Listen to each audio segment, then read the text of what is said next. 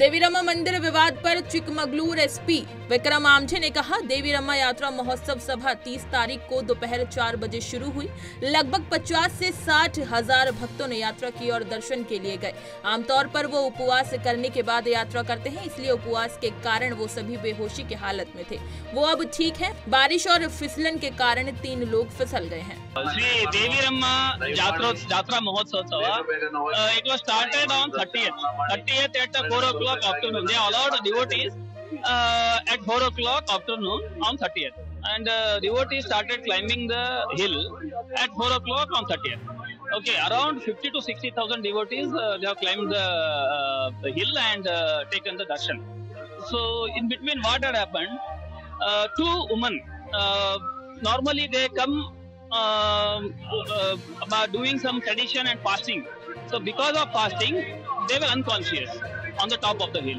So our rescue team, fire, police and other departments team, they have rescued them in the sense they have taken them and shifted to the ambulance and given the first aid treatment.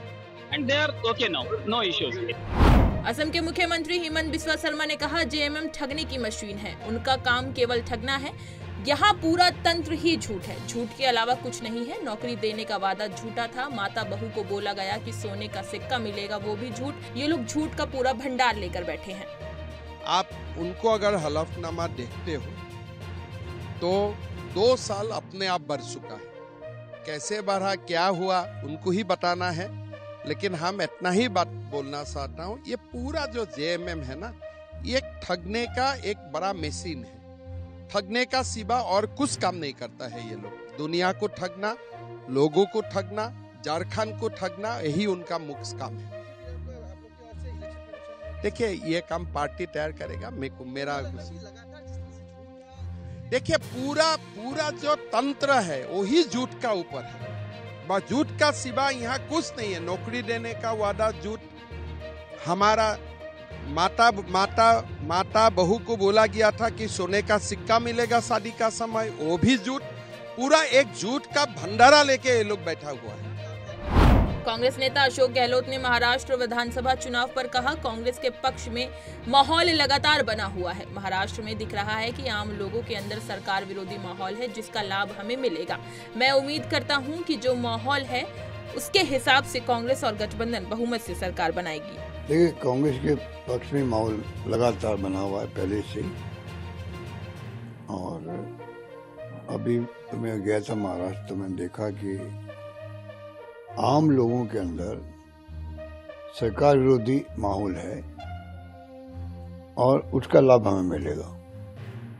तो मैं उम्मीद करता हूं कि जो माहौल है उसके अकॉर्डिंग टू कांग्रेस और गठबंधन बहुमत से सरकार बनाएंगे।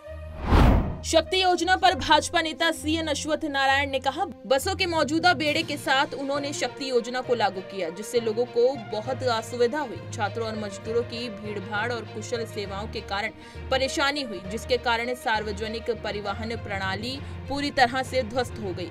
अब गलती का एहसास होने पर कांग्रेस सरकार शक्ति योजना को वापस लाना चाहती है। The Congress government, even without realizing the challenge to implement a Shakti scheme, they need a lot of buses. With the existing fleet, old fleet, they offered the scheme, which led to the lot of inconvenience to the people. The students suffered, the laborers suffered. Overall, the people, they suffered a lot because of the overcrowding and inefficient services led to the entire collapse of the public transport system. Now realizing the mistake, now all of a sudden the Congress government wants to withdraw the Shakti scheme. I think that's the right thing to be done. UCC पर जन सुराज प्रमुख प्रशांत किशोर ने कहा, UCC लागू होना चाहिए या नहीं, ये बड़ा मुद्दा रहा है। सरकार किसी की भी हो, जब तक कानून से प्रभावित होने वाले लोगों को विश्वास में ना लिया जाए, तब तक आप उस कानून को लागू नहीं करवा पाएंगे। जैसे किसानों को विश्वास में लिए बगैर सरकार ने कानून बनाए थे, तो उन्हें उसे वापस लेना पड़ा था। लोकतंत्र की यही ताकत है। नहीं, यूनिफॉर्म सिविल कोड लागू होना चाहिए या नहीं, ये इतना बड़ा मुद्दा रहा है कि जब तक समाज का एक बड़ा वर्ग, जो मुस्लिम समाज है, जो बिहार देश की आबादी का 20% है, उसको कॉन्फिडेंस में लिए बगैर आप इस तरह की आमूल-चूल परिवर्तन कानून में नहीं ला सकते। हम लोगों ने देखा सीए एनआरसी में क्या हुआ, पूरे देश में आंदोलन शुरू हो गया। तो सरकार चाहे जिस किसी की भी हो, कानून आप जो भी बनाते हैं, उस कानून से जो लोग इफेक्ट हो रहे हैं, जब तक आप उनको विश्वास में नहीं लीजिएगा, तब तक आप उस कानून को लागू नहीं करा पाएंगे। देखिए, जैसे किसानों के लिए को लेकर कानून बनाए गए, फार्म लॉ बनाए गए, उसमें तो हिंदू मुस्लिम की बात नहीं थी, लेकिन जब किसानों को विश्वास में लिए बगैर सरकार ने कानून बना दिया, तो क्या हुआ नतीजा? अंततः सरकार को कानून वापस लेना पड़ा।